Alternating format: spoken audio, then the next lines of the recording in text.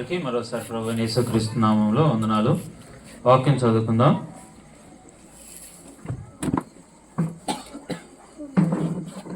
మత్తయి సువార్త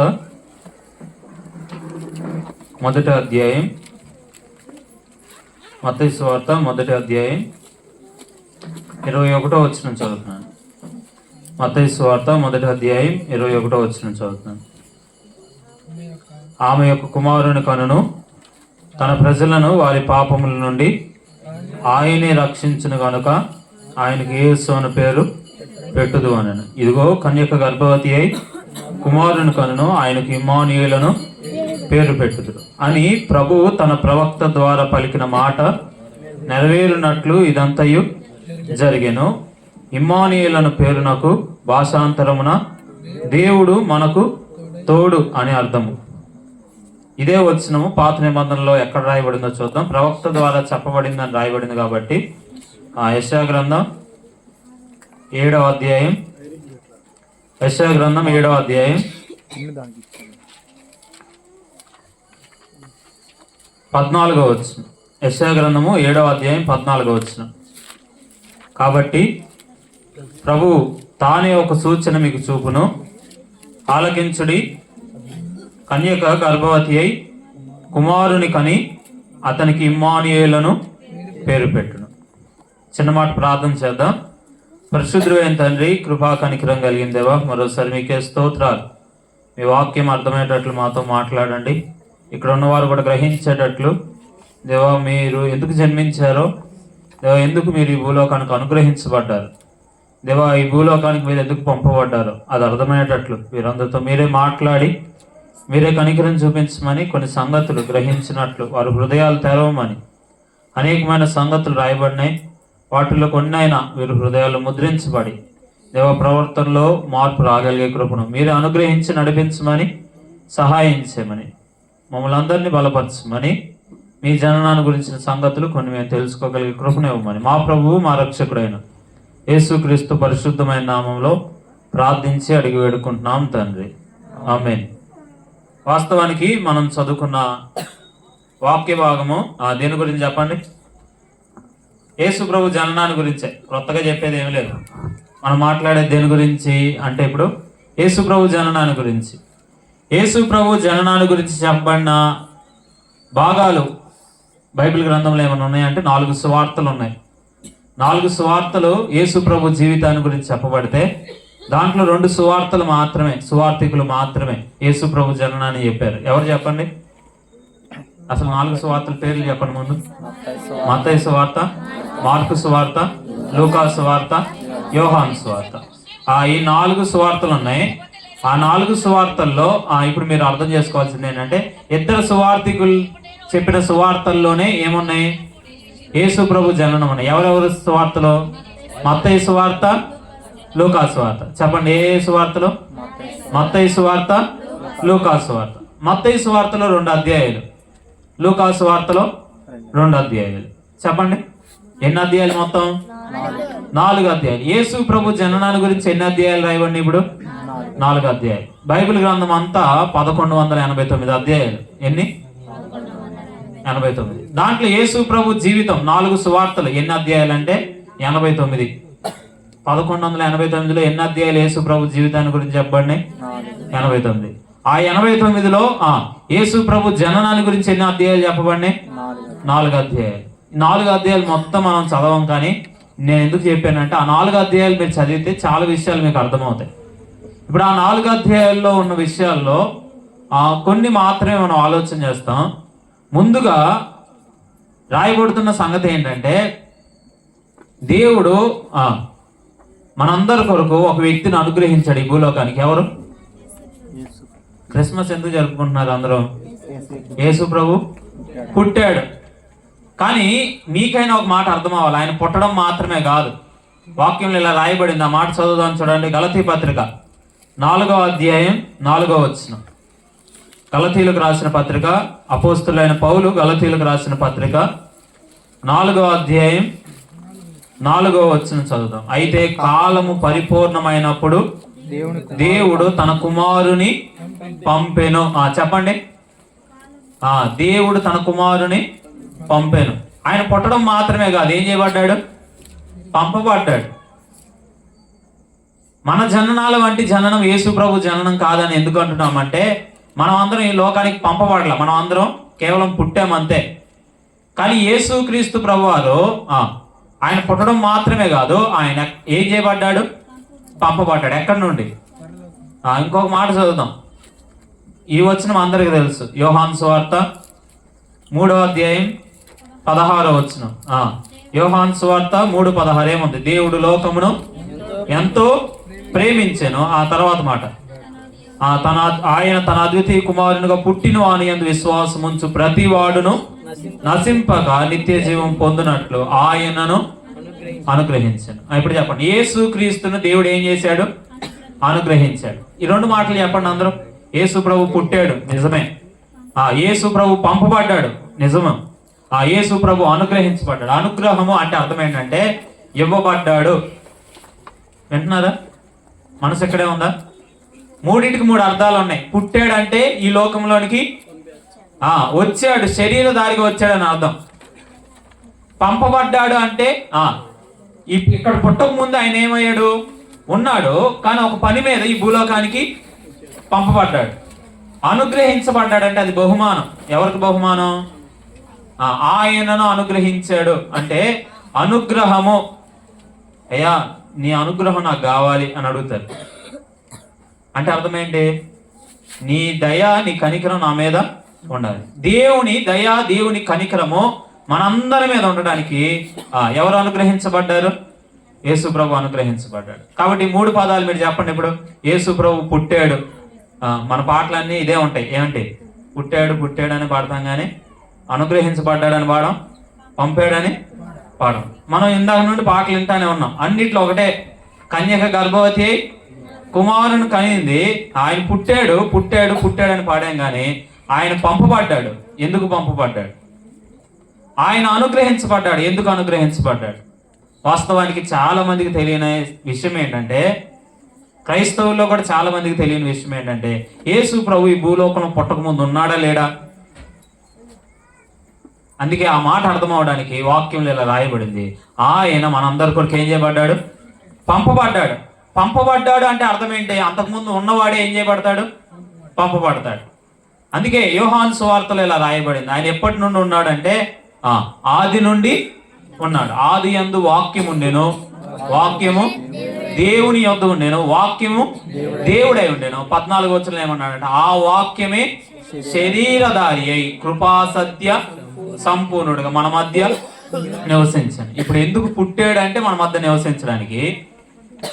ఈ మాట అర్థం చేసుకోండి. ఎందుకు మన మధ్య నివసించాల్సిన అవసరం వచ్చిందంటే, వాక్యంలో అనేకమైన సంగతులు చెప్పబడినాయి. మీరైనా ఒక విషయాన్ని గ్రహించాలి. యేసు ప్రభు పుట్టడం మాత్రమే కాదు, ఏం చేయబడ్డాడు? పంపబడ్డాడు. ఎవరు పంపారు? దేవుడే పంపాడు. దేవుడు తన కుమారుని పంపేను అనే మాట చదివాం. రోమపత్రిక 8:4లో కూడా ఆ మాట ఉంది. ఇన్నిసార్లు ఆ మాట ఎందుకు రాశాడు అంటే కారణం ఒకటే.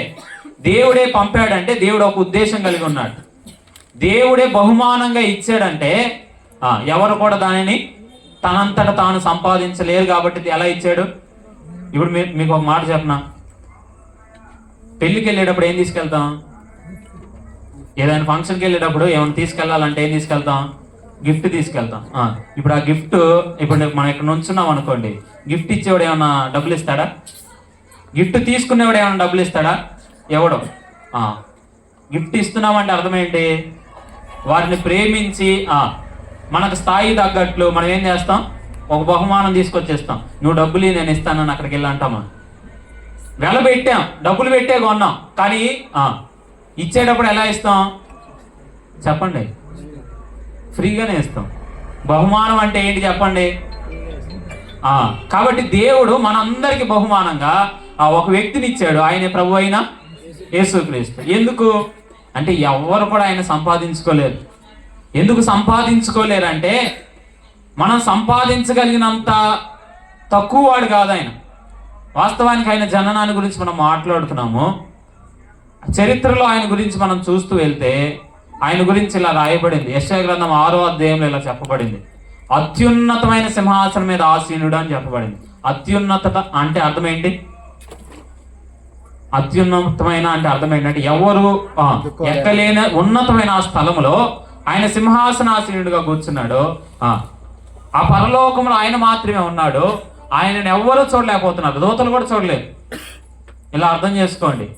వాక్యంలో ఇలా రాయబడింది యెషయా గ్రంథం 6వ అధ్యాయంలో. వారి ముఖాలు కప్పుకున్నారు, ఎవరిని చూడలేక, ఆయన స్వరూపాన్ని ఆయన మహిమను చూడలేక. వారి కాళ్ళను కప్పుకున్నారు, వారి దేహం అంతటిని కప్పుకున్నారు. కారణం ఏంటంటే దేవునిని ఎవడును ఎప్పుడు చూడలేడు. కానీ ఇప్పుడు అలాంటి దేవుడు ఎక్కడికి వచ్చాడు చెప్పండి? భూమి మీదకి రావడం కాదు, ఎక్కడ దాకా దిగి వచ్చాడంటే ఇందా పాటల్లో పాడతాం కదా, పశువుల పాకలోకి వచ్చాడని. పశువులు ఆహారం తినే స్థలంలోకి దిగి వచ్చాడంటే ఎవరైనా అక్కడికి వెళ్ళడానికి అవకాశం ఉంది. యేసు ప్రభు ఎంతమంది కొరకు వచ్చాడంటే దేవదూత ఇలా చెప్పాడు, పరలోకం నుండి ఒక సాక్ష్యం వచ్చింది, ప్రజలందరికీ కలగబోవు. ఎంతమందికి? మందిరాలకు వెళ్ళే వాళ్ళక కాదు, మందిరాలకు వెళ్ళే వాళ్ళకి కూడా. అంటే మనం కూడా గ్రహించాలి, అందరికీ, మనుషులందరికీ కలగబోయే ఒకే ఒక సంతోషకరమైన సువర్తమానం ఏంటంటే మనందరి కొరకు ఒక రక్షకుడు ఈ లోకంలో జన్మించాడు. ఈ మాట గుర్తుపెట్టుకోండి.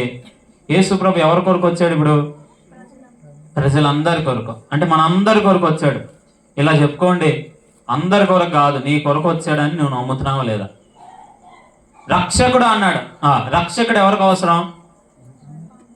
ఆపదలో ఉన్నవాడికి అవసరం. రక్షకుడు ఎవరికి అవసరం? ఆపదలో ఉన్నాడు. ఎప్పుడు మనం ఒక వ్యక్తిని రక్షకుడు అని పిలుస్తాం? ఆ వ్యక్తి ఏ విషయంలోనైనా తప్పిస్తే, ఒక ఆపద నుండి తప్పిస్తే, ఒక సమస్య నుండి తప్పిస్తే ఆ వ్యక్తిని ఏమనగలుగుతాం? ఇతడు ఈ విషయంలో నన్ను కాపాడాడు అనగలుగుతాం. కానీ యేసుక్రీస్తు ప్రభు వారి గురించి ముందే చెప్పండి మాట ఏంటంటే తన ప్రజలను వారి పాపముల నుండి ఆయనే రక్షించును కనుక ఆయనకి ఏమని పేరు పెడతారు? యేసు. యేసు అంటే అర్థం ఏంటంటే రక్షకుడు. కాబట్టి ఇప్పుడు యేసుక్రీస్తు ప్రభు వారి పేరు రక్షకుడు అని ఎందుకు పిలువబడిందంటే మానవులందరూ దేనిలో ఉన్నారు? ఇప్పుడు పాపంలో ఉన్నారు. ఏంటి ఆ పాపం చెప్పండి? మానవుని జీవితము ఇలా రాయబడుతుంది. పాపం ఎక్కడ ప్రారంభమైంది? ఏదేనిలో మానవుని జీవితంలో పాపం ప్రవేశించింది. పాపం ప్రవేశించిన తర్వాత మానవుడు చనిపోయాడు. పాపము వలన వచ్చే జీతం ఏంటి? మరణం. ఏ భేదము లేదు, అందరూ పాపం చేశాడు. అందుకే యేసుప్రభు ఎంతమంది కోసం వచ్చాడు? అందరి కొరకు వచ్చాడు. ఇప్పుడు మీకు అర్థం అవ్వాల్సిన మాట ఒకటి చెప్తున్నాను వినండి. పాపం అంటే ఎవరికి అర్థం కాదు, కానీ ఇలా చెప్తాను, మరణం అంటే అందరికీ అర్థమైంది. చాలాసార్లు మేము కూడా కొంతమందితో వాక్యం మాట్లాడుతుంటే ఎవరు పాపులయ్యా అన్నట్లు మాట్లాడుతున్నారు. కానీ ఇలా చెప్పండి, మరణం లేని వాడెవరు? మరణం లేని మానవుడు ఎవరైనా ఉన్నారా అంటే లేరు. కారణం ఏంటంటే పాపము వలన వచ్చే జీతం ఏంటి? మరణం. మరణము గురించి కూడా వాక్యంలో రాయబడుతున్న మాటలు ఏంటంటే శారీరక మరణం ఉంది, ఆధ్యాత్మిక మరణం ఉంది, నైతిక మరణము ఉంది. ఆధ్యాత్మిక మరణం అంటే దేవునితో సంబంధం ఉండదు, సంబంధం తెగిపోయింది. ఏదైనా తోటలో ఆదాం పాపం చేసిన వెంటనే జరిగిన కార్యం ఏంటి చెప్పండి? దేవునితో సంబంధం తెగిపోయింది. తెగిపోగానే దేవుడు వచ్చి ఆదామా ఎక్కడ ఉన్నావు అనగానే దాక్కుని ఏమన్నాడు? నీ స్వరం వినగా నేను భయపడి దాక్కున్నాను అంటున్నాడు. దేవునికి దూరం అయిపోయాడు మానవుడు ఆధ్యాత్మికంగా. ఆదాము కూడా కొన్ని సంవత్సరాలు బ్రతికి ఏమయ్యాడు? చనిపోయాడు. అంటే శారీరకంగా కూడా మరణం వచ్చిందా లేదా? నైతికమైన మరణం. ఈ మాట కొద్దిగా అర్థం చేసుకుంటే మానవుని జీవితంలో పాపము తీసుకొచ్చే ప్రమాదకరమైన విషయం ఏంటంటే ఆధ్యాత్మికమైన మరణం ఒకటైతే, రెండోది నైతిక మరణం. నైతిక విలువలు కోల్పోయేటట్లు చేస్తుంది. ఏంటది? పాపం. పాపం ఎప్పుడైతే మానవుని జీవితంలో ప్రబలుతుందో మానవుడిలో నైతిక స్పృహ ఉండదు, యథార్థత అనేది ఉండదు, నిజాయితీ అనేది ఉండదు, మేలు చేయాలన్న తత్వం ఉండదు, న్యాయంగా మాట్లాడాలన్న విధానం ఉండదు, ఒక వ్యక్తిని చేర్చుకోవాలన్న విధానం ఉండదు, ఒక వ్యక్తిని క్షమించాలన్న విధానం ఉండదు. ఇవన్నీ పోవడానికి గల కారణం ఒకటే. కారణం ఏంటి చెప్పండి? మానవుడు నైతికంగా అసూయ దేన్ని బట్టి కలుగుతుంది? కలహము దేన్ని బట్టి కలుగుతుంది? మానవుడు నైతికంగా ఏమైపోయాడు? పతనమైపోతున్నాడు. ఇప్పుడు యేసుక్రీస్తు ప్రభువారి భూలోకానికి వచ్చింది ఎందుకంటే వాక్యంలో ఇలా రాయబడింది, తన ప్రజలను వారి పాపముల నుండి ఆయనే రక్షించును కనుక ఆయనకి ఏమని పేరు పెడతారు? యేసు రక్షకుడు అని పేరు పెడతారు. కాబట్టి ఇప్పుడు యేసు క్రీస్తు ప్రభు వారు మీ జీవితాల్లో ఉన్నాడా లేడా అనేది ప్రశ్న. లేకపోతే మీ పాపాలు ఏమవో క్షమించబడవు. పాపాలు క్షమించబడకపోతే మరణము నుండి విడుదల లేదు. ఎన్ని రకాల మరణాలు చెప్పాం? చేయి చూసి చెప్పవచ్చు. 3 రకాల మరణాలు. మొదటి మరణం ఏమన్నా? ఆధ్యాత్మికమైన మరణం. దేవునితో సంబంధం తెగిపోయింది. ఎప్పుడైతే మరలా యేసు క్రీస్తునందు విశ్వాసం ఉంచుతారో మరలా ఆ సంబంధం ఏమైంది? పునరుద్ధరించబడుతుంది. వాక్యంలో ఇలా రాయబడింది, మీరు మీ అపరాధముల చేత పాపముల చేత చచ్చిన వారై ఉండగా క్రీస్తుతో కూడా మీరు బ్రతికించబడ్డారు. యేసు క్రీస్తుని బట్టి మీరు అందరూ ఏమవుతారు? మరలా దేవునితో సంబంధం ఏర్పడుతుంది, ఆధ్యాత్మికమైన జీవం వస్తుంది. రెండవ మాట చెప్తున్నాను, నైతికమైన జీవం కూడా వస్తుంది. నైతికంగా క్షీణించిపోతున్న మానవుడు మరలా మెరుగుపడతాడు, పాపము నుండి బయటకు వస్తాడు, నైతిక విలువలు మరలా పెరుగుతాయి.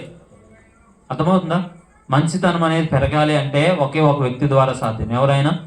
ప్రభు అయిన యేసుక్రీస్తు. ఎందుకు ఈ మాట నేను చెప్తున్నానంటే, ఒకవేళ మనం ఒక కారు కొని పై ఆకారం చూసి కారు కొన్నాం అనుకోండి, చాలాసార్లు చాలా మంది మోసపోతారు. లోపల ఇంజిన్ బాగోకపోతే దేని మనకు వచ్చేది చెప్పండి? యేసు ప్రభు వారు చేసిన కార్యం ఏంటో తెలుసా? యేసు ప్రభు చేసిన విధానం ఏంటంటే, మీరు జాగ్రత్తగా వినాలి. యేసు ప్రభు చేసిన కార్యం ఏంటంటే, ముందు లోపల ఆంతర్యాన్ని బాగు చేశాడు, తర్వాత బయట ప్రవర్తన కూడా అందరి ఎదుట సరిచేసి చూపిస్తాడు. ఆంతర్యం బాగోకపోతే లోపల ఉన్న పాపము హృదయము నిండిన దాన్ని బట్టి మన మనసు అయినా, మన నోరైనా, మన కన్నులైనా, మన ప్రవర్తన అంతా దీని మీద ఆధారపడి ఉంటుంది. అందుకే వాక్యంలో ఇలా చెప్పబడింది, మానవుని హృదయాలోచనల బాల్యము నుండి చెడ్డవి, వాటిలోని ఊహలు, వాటిలోని తలంపులు. ఇక్కడ కూర్చొని ఏవేవి ఆలోచించేవాళ్ళు లేరా? ఉన్నారా లేదా? కాబట్టి ఆ ఊహలన్నీ, ఆ తలంపులన్నీ చెడిపోయినాయి. వాటన్నిటి విషయాల్లో సహాయం చేయగలిగిన వ్యక్తి ఎవరు? ప్రభు అయిన యేసుక్రీస్తు. ఎందుకు ఆయన రక్షకుడుగా వచ్చాడో ఒక మాట చెప్పాను అంతే. ఎందుకు వచ్చాడు చెప్పండి? ఎందుకు వచ్చాడు? మనల్ని అందరినీ మన పాపముల నుండి రక్షించడానికి. మన పాపముల నుండి మనం రక్షించగలిగిన వాడు ఒక్కడే. రక్షకుడు అంటే అర్థమేంటో చెప్తున్నాను వినండి. పాపము నుండి రక్షించబడితే జీవంలోనికి వస్తాం. పాపము నుండి రక్షించబడకపోతే ఎక్కడికి వెళ్తాం? మరణంలోకి వెళ్తాం. అది మొదటి మరణం ఒకటి ఉంది, తర్వాత రాబోతుంది రెండవ మరణం. అది దాంట్లో నుండి బయటికి రావడం ఎవరికి సాధ్యం కాదు. మొదటి మరణం మానవుని జీవితంలో ప్రవేశించింది, రెండవ మరణము నిత్య నరకాగ్నిగుండం, దానిలో నుండి ఇంకెప్పటికీ బయటికి రాలేదు. కాబట్టి ఇప్పుడు యేసు క్రీస్తునందు విశ్వాసం ద్వారా ఆ రెండవ మరణాన్ని తప్పించుకోవచ్చు. ఎందుకంటే పాపాలు క్షమించబడతాయి. పాపాలు క్షమించబడ్డానికి మనం ఎంత వేల చెల్లించగలం చెప్పండి? నీ అపరాధము, నీ తప్పు ఎంత పెద్దది అనేది మనకి ఎప్పుడు అర్థమైంది? నేను చేసింది పెద్ద తప్పు అని ఎప్పుడు అర్థమైంది? చేసిన తప్పు విషయంలో నింద అనుభవిస్తున్నప్పుడు ఇలాంటి తప్పు ఇంకో ఎప్పుడు చేయకూడదు అనిపించింది.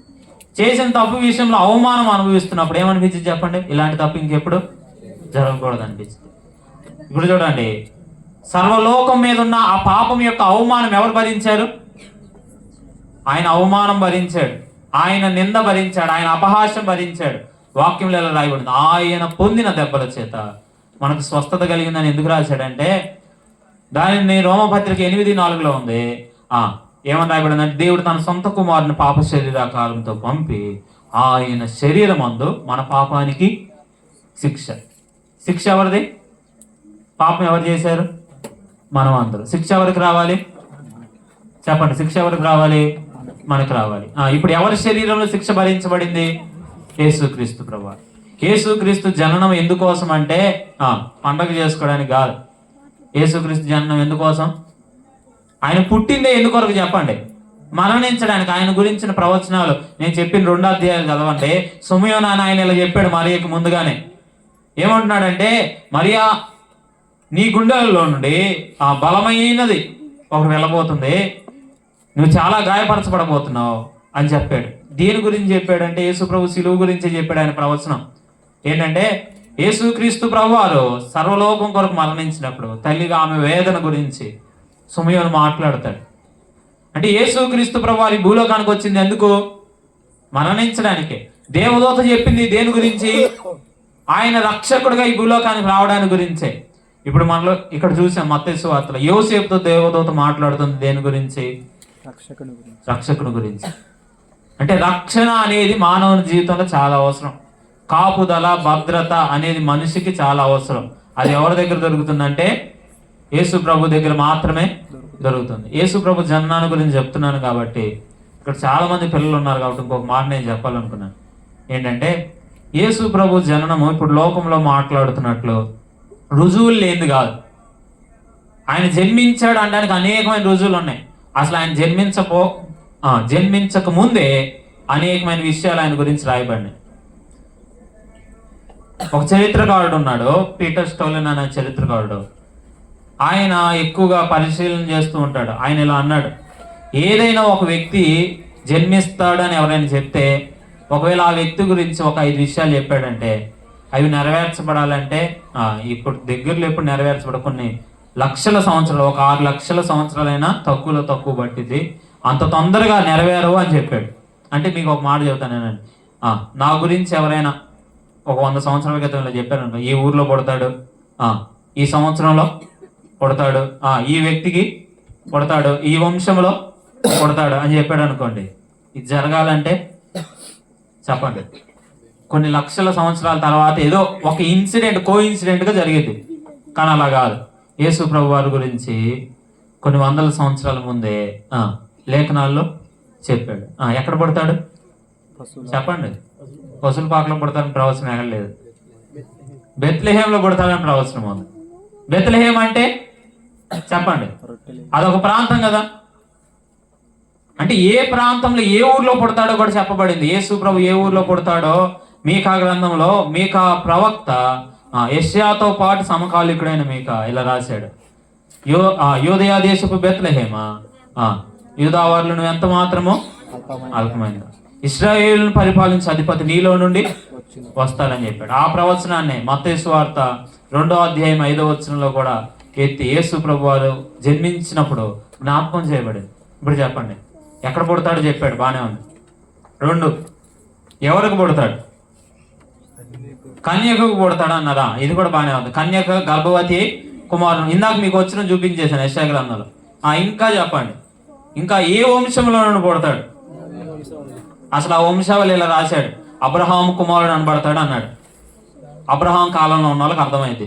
తర్వాత అబ్రహాం నుండి వస్తున్న వాళ్ళకి అర్థమైంది. తర్వాత ఏమంటే యోధాల నుండి వస్తాడన్నాడు. అబ్రహాముకి ఇస్సాకు పుట్టాడు, ఇస్సాకు యాకోబుకి ఎంతమంది పిల్లలు? 12 మంది పిల్లలు. 12 మంది పిల్లలు ఏ పిల్లడు పుడతాడో చెప్పాడు. ఎవరు? యోధా సంతానం ఇంకా ముందుకు వెళ్తుంటే వాళ్ళు విస్తరించిపోయారు. దానిలో నుండి ఇప్పుడు యెషయా ఒక ఆయన ఉన్నాడు, ఆయనకి ఎంతమంది కుమారులు? ఆ కుమారులో చివరి వాడు ఎవరు? దావీదు. ఇప్పుడు చూడండి, ఆ కుమారులు ఏ కుమారుడు పుడతాడో కూడా చెప్పాడు. ఎవరు? దావీదు. మీరు అర్థం చేసుకోండి, దేవుని ప్రవచనము ఎంత నిశ్చయమైంది చెప్పడానికి వాక్యంలో ఇలా రాయబడింది. ఆయన ఏ వంశంలో నుండి వచ్చాడో ఆ వంశావళంతా రాయబడింది. మీకు ఒక మాట చెప్పనా, నాకు కూడా తెలియదు, మీకు కూడా తెలియదు, నాకు తెలుసు. మా నాన్న పేరు నాకు తెలుసు, మా తాతయ్య పేరు తెలుసు, మా ముత్తాత పేరు కొద్దిగా తెలుసుకోవడానికి అవకాశం ఉంది. మా ముత్తాత పేరు వరకు నాకు తెలుసు, తర్వాత పేరు చెప్పండి. కానీ 42 తరాలు యేసు ప్రభు దగ్గర నుండి వెనకకు వెళ్తే 42 తరాల వరకు ఉన్న చరిత్ర రాయబడింది మత్తయి సువార్తలో. లూకాసు వార్తకు వెళ్ళండి, అసలు డైరెక్ట్గా ఆదాము దగ్గరికి వెళ్ళిపోయాడు. ఆదాము దగ్గర నుండి యేసు ప్రభు దాకా ఉన్న వంశావళి రాశాడు. 74 తరాల వంశావళి. అంటే మీరు అర్థం చేసుకోండి, యేసు ప్రభు జన్మించిన జననము ఏ వంశంలో జన్మించాడు అనేది కూడా స్పష్టంగా ఉంది. అసలు ఎక్కడ ఏ వంశంలో జన్మిస్తాడో కూడా స్పష్టంగా రాయబడింది. ఇప్పుడు మిమ్మల్ని అడుగుతున్న మాట ఒకటే, ఎక్కడ జన్మించాడు అని చెప్పడం కష్టమే, కానీ చెప్పేశాడు. 2 ఎవరికి జన్మిస్తాడు? కన్యకకు జన్మిస్తాడని చెప్పేశాడు. 3 ఏ వంశంలో నుండి జన్మిస్తాడు అనేది కూడా చెప్పేశాడు. ఇన్ని చెప్పిన తర్వాత ఇంకొక అద్భుతమైన మాట చెప్తున్నాను, అసలు ఎప్పుడు జన్మిస్తాడో కూడా చెప్పాడు. నేను చెప్పిన మాట వినపడిందా మీకు? ఆయన ఎప్పుడు జన్మిస్తాడు అనే విషయాన్ని కూడా దానియేలు గ్రంథం చదివితే 2 భాగాల్లో ఆయన జననం గురించి రాయబడింది. 70 వారాల ప్రవచనాన్ని చదివినప్పుడు ఒక విషయం అర్థమైంది. రెండోది ఇప్పుడు నేను అది చెప్పను, అది ఎవరిని కన్ఫ్యూజ్ చేయదలుచుకోలేదు, కానీ ఇది కొద్దిగా అర్థమైంది కాబట్టి ఇది చెప్తున్నాను. దానియేలు గ్రంథం 2వ అధ్యాయంలో ఒక ఆయన కళ వచ్చింది. మీ అందరికి తెలుసు, ఎవరికి? నెబుకద్నెజర్ కళ వచ్చింది. ఏమైపోయాడు చెప్పాలి మీరు అందరూ. కళ మర్చిపోయి ఏమన్నాడు? అయ్యా నేను కళ మర్చిపోయాను, మీరు కళ చెప్పండి, కళ భావము చెప్పండి అంటే ఇక్కడ ఉన్న జ్ఞానులు అందరూ ఏమన్నారు చెప్పండి? ఏమన్నారు? నువ్వు కళ చెప్పు, తర్వాత భావం చెప్పగలమో లేదో చూద్దామన్నారు. రాజు ఏమన్నాడు? నన్ను మోసం చేద్దాం అనుకుంటున్నారు మీరు, ముందు మీరేం చెప్పాలి? నాకు కళ చెప్పండి, తర్వాత భావం చెప్తారు, ముందు కళ చెప్పండి అన్నాడు. చెప్పకపోతే చంపేస్తాను అన్నాడు. ప్రపంచ దేశాన్ని పరిపాలిస్తున్న అధికారి నెబుకద్నెజరు ఆ కాలంలో ప్రపంచమంతా తెలిసిపోయింది. ప్రపంచమంతా ఇదే దండయాత్ర చేశారు, ఇదే దండోరా చేశారు. ఏమని? కళ చెప్పాలంట. చెప్పనోళ్ళు జ్ఞానులు ఎవరని పిలువబడుతున్నారు, వాళ్ళందరినీ చంపేస్తానన్నాడు. ఇంక చంపేయడానికి సిద్ధమైపోయారు. వెళ్ళండి రా, ఎవరని చెప్పనంటే వాడిని ఏం చేయాలి? ఇప్పుడు మీరు చంపండి అని పంపించేశాడు. ఇప్పుడు చెప్పండి, ఒకవేళ మనకి ఈ కళ వచ్చింటే ఎవరు పట్టించుకునేవాళ్ళు కాదు. మనకి ఎన్ని కళలు రాలేదు చెప్పండి? ఎవరిని పట్టించుకుంటారా? ఎందుకు ఈ కళ నెబుకద్నెజర్కే వచ్చిందంటే, యేసు ప్రభు జననాన్ని గురించిన ఆ దర్శనము రాజుకు వచ్చింది కాబట్టి ఇప్పుడు మన దాకా చెప్పండి భద్రపరిచి తెలియజేయబడింది. దేవుని అద్భుతమైన ప్రణాళికలు మనకు అర్థం కావు, తర్వాత మనం చూస్తే చరిత్రలో మనకు అర్థమవుతుంది. కానీ ఒకవేళ నెబుకద్నెజర్ కళ మర్చిపోకపోయినా అది సామాన్యంగా కనపడేదేమో. కళ మర్చిపోయాడు. ఇప్పుడు దానియేలు వచ్చి ఏం చేశాడు?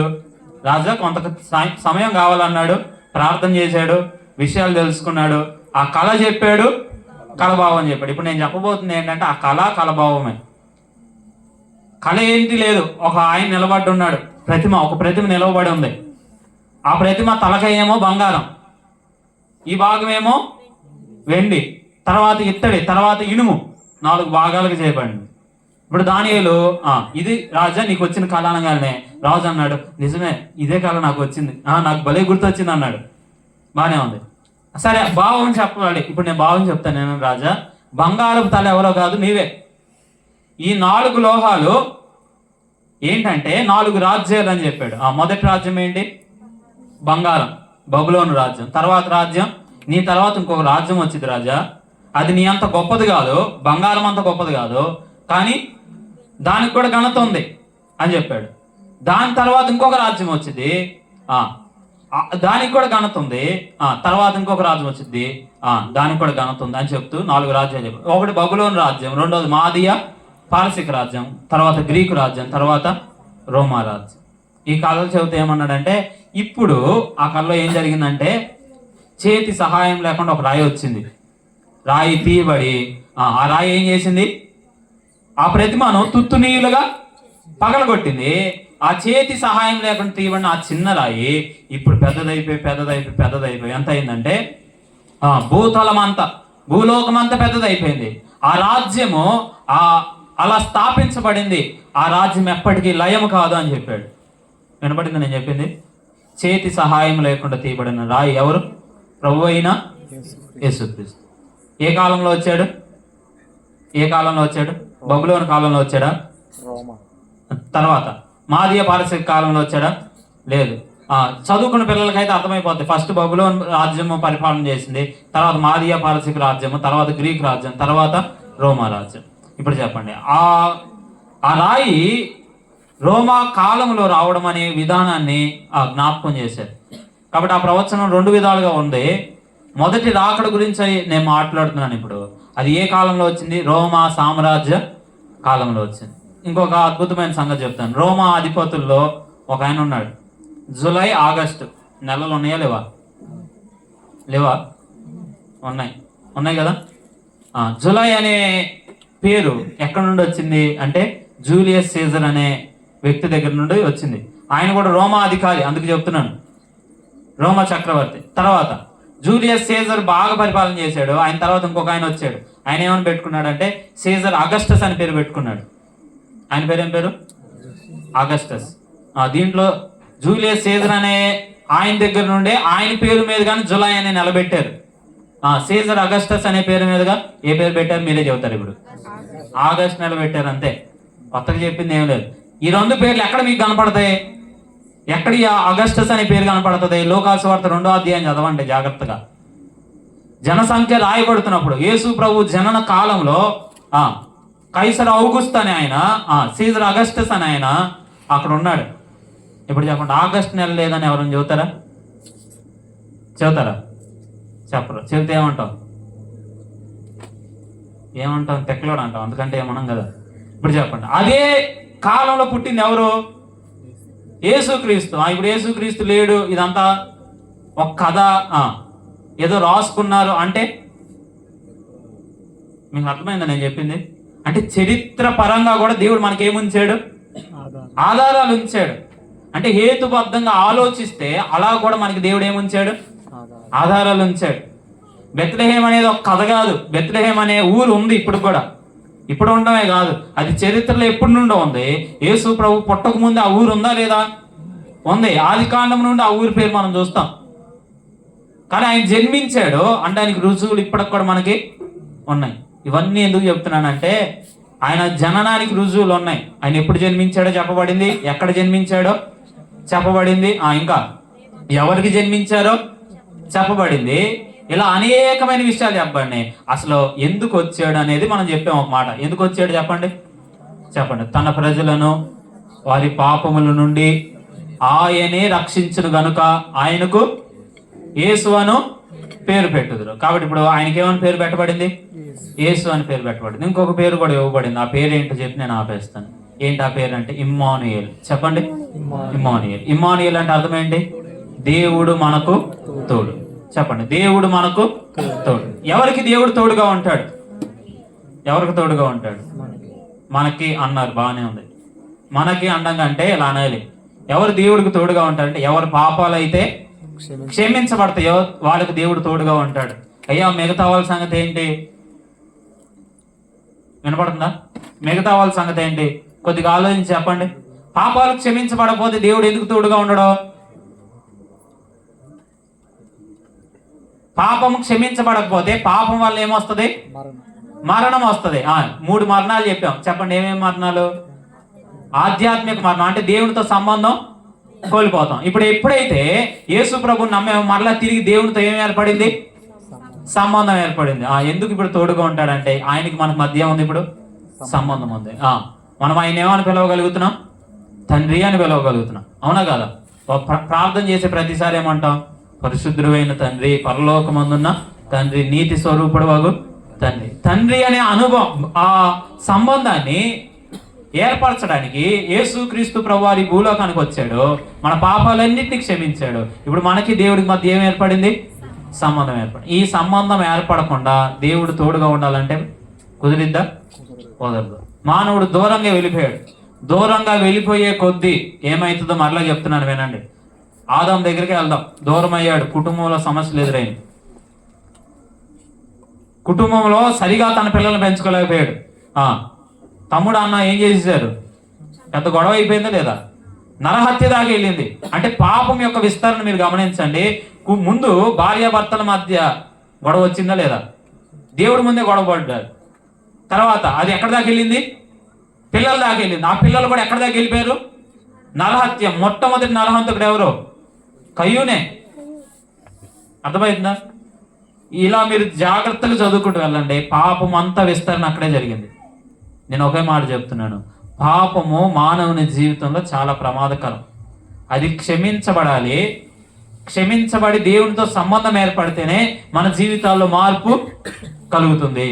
మన జీవితాల్లో మార్పు కలగాలంటే ముందు ఏం తీసివేయబడాలి? మనలో ఉన్న పాపం. ఈ మనలో ఉన్న పాపం ఎలా తీసివేయబడుతుందంటే యేసుక్రీస్తు యొక్క రక్తము ప్రతి పాపాన్ని కడిగివేయగలదు. యేసుక్రీస్తు రక్తం లేకుండా, ఆయన ప్రాయశ్చిత్తం లేకుండా, ఆయన అర్పణ లేకుండా మానవుని జీవితంలో పాపం తీసివేయబడదు, మానవుని జీవితం సరిచేయబడదు. కాబట్టి మన జీవితాలు సరిచేయబడాలంటే ఒక వ్యక్తి మీద ఆధారపడాలి. ఎవరైనా? ప్రభు అయినా యేసుక్రీస్తు. అందుకే యేసు ప్రభుకి 2 పేర్లు ఉన్నాయి. మొదటి పేరు ఏంటి? రక్షకుడు. రెండవ పేరు ఏంటి? ఇమ్మానుయేల్ అంటే దేవుడు మనకు తోడు. ఎవరికైతే ఆయన రక్షకుడు అనే అనుభవంలో ఉంటాడో ఖచ్చితంగా ఆయన ఇమ్మానుయేల్ అనే అనుభవానికి కూడా వస్తాడు. అంటే మీకు తోడుగా ఉంటాడు, మిమ్మల్ని నడిపిస్తాడు, మీకు సరైన ఆలోచనలు ఇస్తాడు, సరైన ప్రవర్తన విధానాన్ని ఇస్తాడు. కాబట్టి ఆంతర్యం బాగుపడకుండా ప్రవర్తనలు బాగుపడాలంటే కుదరదు. ఆంతర్యం బాగుపడాలన్నా యేసు ప్రభువే, ప్రవర్తన బాగు చేయాలన్నా యేసు క్రీస్తే. కాబట్టి ఇప్పుడు చెప్పండి, యేసు ప్రభు చేయగల 2 పనులు చెప్పాను. ఒకటి, ఆధ్యాత్మికమైన మరణాన్ని తీసేసాడు, దేవునితో సంబంధం ఏర్పరిచాడు. నైతికమైన మరణాన్ని తీసేసి మనం బ్రతికిస్తాడు. ఇంత చక్కగా ఎలా బ్రతుకుతున్నారు? కొంతమంది ఇలా అడుగుతారు కూడా, అయ్యా మీరు కొన్ని మంచి పనులు చేస్తున్నాను, మందిరానికి వెళ్తామని అడుగుతారు. ఎందుకు? మన సాక్ష్యం కాదు అది, దేవుని పిల్లలు ఇచ్చిన సాక్ష్యం, ముందుంచి వెళ్ళిన సాక్ష్యం. మనం బాగుపడతాం కొన్నిసార్లు, మందిరానికి వెళ్తున్నాం, నీ బుద్ధి ఏమైనా మారిందా అంటే మీ ద్వారా దేవుడికి ఏం కలిగింది? అర్థమవుతుందని నేను చెప్తున్న మాట. ఒకప్పుడు ఇలా అనేవాళ్ళు, ఎవరైనా ఏదైనా మంచి పని చేస్తున్నా మందిరానికి వెళ్తావా అనేవాళ్ళు. ఇప్పుడు ఏమంటున్నారు చెప్పండి? అదే మాట అంటే మీ విషయంలో మీ ద్వారా దేవుడికి ఏం కలిగినట్లు? మహిమ కలిగినట్లే. అనట్లేదంటే మీరేం చేయాలి? ప్రవర్తనను జాగ్రత్తగా చూసుకోవాలి, సరి చేసుకోవాలి. నైతిక విధానాలు మరలా ప్రభువుని అడగాలి, మన ప్రవర్తన మార్చబడుతుంది. 3వది ఉంది శారీరక మరణం కదా, దానిని కూడా ప్రభు ఒక రోజు రాబోతున్నాడు. మనల్ని ఏ శరీరంలో తీసుకోబోతున్నాడు? ఆయన వచ్చినప్పుడు ఇలా ఉంటుంది, మహిమ శరీరాన్ని మనం అందరం ధరించబోతున్నాం. ఈ శరీరంలో బలహీనతలు ఉన్నాయి, ఈ శరీరంలో మూలిగి ఉంది, ఈ శరీరంలో ఇంకెన్ని చెప్పినా అవన్నీ ఇక్కడే ఉన్నాయి, శిథిలం అయిపోతుంది ఇది. అవునా కదా? దీంట్లో రోజంతా పని చేయగానే ఏమొచ్చింది, ఇంటికి రాగానే అలసటే. ఒక్కసారి మనం చేసిన పని అంతా, దాచిపెట్టిన డబ్బులు అంతా ఒక్కసారి అనారోగ్యం రంగాలు ఏడబడేయాలి. వాక్యాలలో రాయబడింది, ఒకరోజు మనం ఆ శరీరాన్ని ధరించుకోబోతున్నాం. అది మహిమ శరీరం, అది అక్షయమైంది, క్షయమైపోదు, ఇంకా అది అక్షయమైంది, అది మర్త్యమైంది కాదు, అమర్త్యమైంది. కాబట్టి అది మహిమ కలిగిన శరీరం, దాంట్లో రోగము లేదు, దాంట్లో దుఃఖము లేదు. వాక్యంలో ఇలా రాయబడింది. ఇంకా అక్కడ ఎన్నటికీ ఇవేమి మనం చూడము, నిత్యము ప్రభువుతో పాటు ఉంటాం, ప్రభుని పోలు ఉంటాం. అలా ఉండాలంటే ఒకే ఒక విధానం ఉంది. ఎవరి ద్వారా సాధ్యం? యేసు ప్రభు ద్వారా. చరిత్రలో రాయబడింది, చరిత్రకారులు ఇలా మాట్లాడారు. చరిత్రలో ప్రాముఖ్యమైన వ్యక్తి యేసు ప్రభువే, దాంట్లో సందేహం ఏమీ లేదు. కానీ యేసు ప్రభు జననానికి వాళ్ళు ఎన్నో ర్యాంక్ ఇచ్చాడంటే చరిత్రలో 4 రోజులు ప్రాముఖ్యమని చెప్తారు చరిత్రకారులు. యేసు ప్రభు జీవితంలో మళ్ళీ బయట నుంచి కాదు. 4వ స్థానం ఏంటంటే యేసు ప్రభు జననాది. 3వ స్థానం ఏంటంటే యేసు ప్రభు యొక్క మరణం. ఎందుకు వచ్చాడు ఆయన చెప్పండి? 4th ర్యాంక్ దేనికి? జననంకి. 3rd ర్యాంక్ దేనికి? మరణానికి. ఎందుకు? అందరి కొరకు ఆయన ఏం చెల్లించాడు?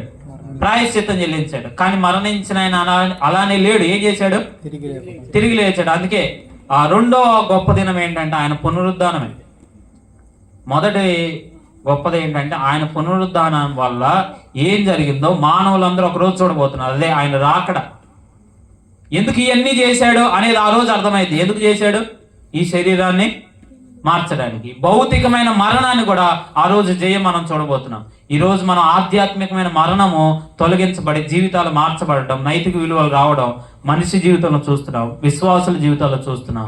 కానీ శారీరకంగా కూడా మార్పు ఎప్పుడు చూస్తాం? ప్రభు ఒక రోజు రాబోతున్నాడు. నేను ఒక మాట అడుగుతున్నాను, ఈ రోజు ప్రభు